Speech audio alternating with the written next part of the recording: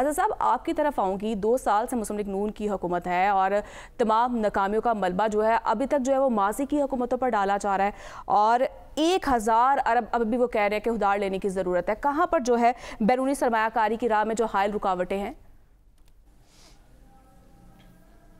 دیکھیں 2 سال سے تو خیر مسلم لیگ نون کی حکومت نہیں ہے، بیچ میں نگران سیٹ اپ بھی آیا. البتہ اب یوں کہہ سکتی ہیں کہ سارے معاملے کا آغاز اور جڑ جو جہاں تک پہنچے ہیں وہ پی ڈی ایم کو آپ کہا جا سکتا ہے. وہ اس وجہ سے کہا جا سکتا ہے کہ اگر اعداد و شمار کا جائزہ لیا جائے اور ان کے گھورک دندوں کو دیکھا جائے تو ایسا محسوس ہوتا ہے کہ پی ڈی ایم کے دور حکومت جو پی ڈی ایم 1 تھا اس دور حکومت سے اس کا آغاز ہوا تھا کہ کس طریقے سے آئی ایم ایف کے پاس نہیں جانا، کس طریقے سے خزانہ کے معاملات چلانے ہیں، کس طریقے سے اس وقت کے وفاقی وزیر خزانہ اسحاق ڈار نے معاملات کو لے کر چلنے ہیں اور کس طریقے سے ہم نے آنکھیں دکھانی اور اس وقت کے جو آئی ایم ایف کے مطالبات جو ڈائریکشنز دی گئی تھی اس پر ہم نے عمل درآمد نہیں کرنا اور اپنی پالیسیوں کو لے کر چلنا ہے. یہ بنیادی طور پر وہاں سے اس سارے سسٹم کا آغاز ہوتا ہے. میں نہیں کہہ رہا، ڈاکومنٹس کہتے ہیں. صرف میں آپ کے سامنے کچھ چیزیں رکھ دیتا ہوں. دیکھیے 10 اپریل 2022 کو ملک میں مہنگائی کی شرح 17.87% تھی اور آج اگر دیکھیں تو ملک میں اس مہنگائی کی شرح جو ہے 21% تک ہے موجود ہے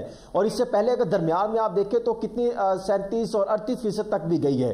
عالمی مارکیٹ میں پٹرول کی قیمت 2022 میں $97.92 فی بیرل تھی اور آج اگر دیکھیں تو $82.41 فی بیرل ہے، یعنی کم ہو گئی. لیکن پاکستان میں پٹرول کی موجودہ قیمت 273.10 روپے ہے اور اس وقت جب 10 اپریل 2022 کو جب پیٹرول کی قیمت $97.92 فی بیرل تھی تو پاکستان میں 149 سے 150 روپے فی لیٹر پیٹرول ملتا تھا.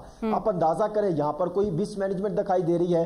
پھر اسی طرح اس وقت ڈالر جو ہے 186 روپے کا تھا اور اب 280 روپے کا ہے. اور اگر یہی حالات جو ہمیں بنتے دکھائی دے رہے ہیں تو میں تو کچھ معاشی ایکسپرٹ سے بات کر رہا تھا اور کچھ وزارت خزانہ سے بات کر رہا تھا. وہ کہہ رہے تھے کہ اگر حالات اسی طرح رہے تو آپ بے فکر ہیں کہ خدا نہ خاصا یہی ڈالر 310 روپے سے تجاوز نہ کر جائے.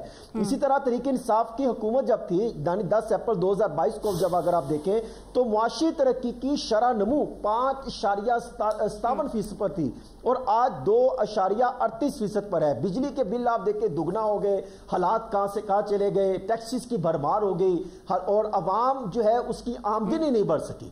دیکھیں پاکستان کی معاشی سچویشن بنیادی طور پہ بنیادی مسئلہ کیا ہے؟ مسئلہ یہ ہے کہ ہمارے اخراجات اور آمدن یہ مطابقت نہیں رکھتے، اس میں خسارہ ہے. ہمارے اخراجات آمدن سے کئی زیادہ ہے. ہم پھر اس خسارے کو پورا کرنے کے لیے ہم 2 کام کرتے ہیں، ہم ٹیکسز لگاتے ہیں، اخراجات ہم کم نہیں کرتے. آئی ایم ایف بار بار ایک چیز کی نشاندہی کرتا ہے کہ آپ اپنے اخراجات کو کم کریں. اگر اخراجات کم نہیں کر سکتے تو آپ ٹیکسز لگائیں. یہ بڑے بھرپور طریقے سے کہتے ہیں ہم اخراجات کم کریں گے لیکن ساتھ ٹیکسز کی طرف زیادہ فوکس کرتے ہیں.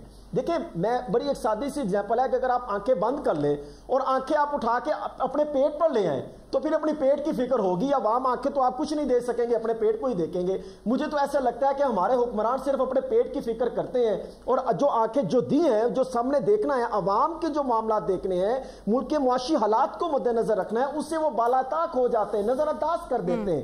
دیکھیں آپ یہ کرنے کیا جا رہے ہیں؟ میں نے جب اس چیز کا اندازہ لیا، دیکھیں اگر یہ کہتے ہیں کہ ہم ٹیکسز نہیں لگا سکتے، آئی ایم ایف نے کیٹاگوریکلی کہا ہے کہ آپ 18% جی ایس ٹی وغیرہ اور باقی جو کاروباری افراد ہیں خاص طور پہ جو تنخواہ دار طبقہ ہے اس پر ٹیکس لگائیں گے. پرائم منسٹر آف پاکستان نے ایک روز قبل شہباز شریف صاحب نے ٹیم کو کہا ہے کہ اس کو دوسرا پینل جو ہے وہ جب اخراجات کم کرنے کی بات آتی ہے تو تب وہ صرف کمیٹی تک بات رہ جاتی ہے. صاحب ٹھیک ہے، آپ کا پوائنٹ آ چکا ہے، میں بات ختم کر رہا ہوں. جی اس